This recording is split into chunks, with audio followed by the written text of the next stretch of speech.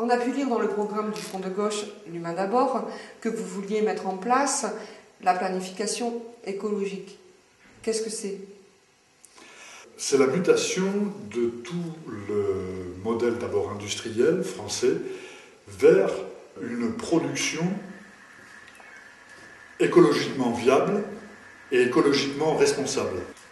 Une production qui va casser le concept de l'obsolescence.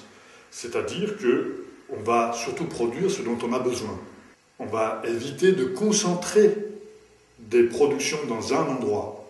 On va essayer de favoriser des circuits courts, de faire des productions en adéquation avec les territoires. On va éviter en Ariège de faire une fabrication de chalutiers. Vous voyez ce que je veux dire ? On va, en Ariège notamment, proposer d'œuvrer pour mettre en place une filière bois, granulé, bois d'œuvre, autres biomasse.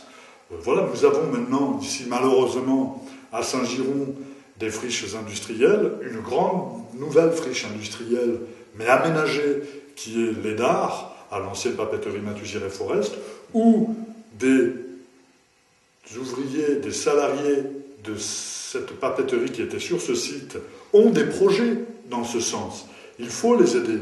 La planification écologique, c'est l'optimisation des transports, la préférence du ferroutage au tout camion, l'agriculture bio, c'est des circuits courts, c'est les fruits de saison, l'agroalimentaire cohérente, c'est un moratoire sur les OGM, de la bonne bouffe pour tout le monde et de la malbouffe pour personne.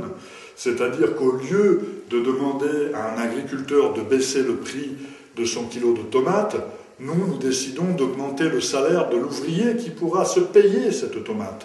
Effectivement, là-dessus, il va y avoir un perdant, et je vous l'annonce, ce sera la grande distribution. Il y a un quotient de prix de revient par rapport au prix de vente qui se met en place, et qui est aujourd'hui assez favorable à la grande distribution. Nous allons le redresser en faveur du producteur et du consommateur. Cette planification écologique implique aussi une mutation sociale et une mutation des formes sociales de l'entreprise. Il faut que les salariés des entreprises qui connaissent leur métier puissent avoir leur mot à dire sur les projections de ces entreprises, sur les projections de travail de ces entreprises. La planification écologique s'accompagne de nouveaux droits sociaux.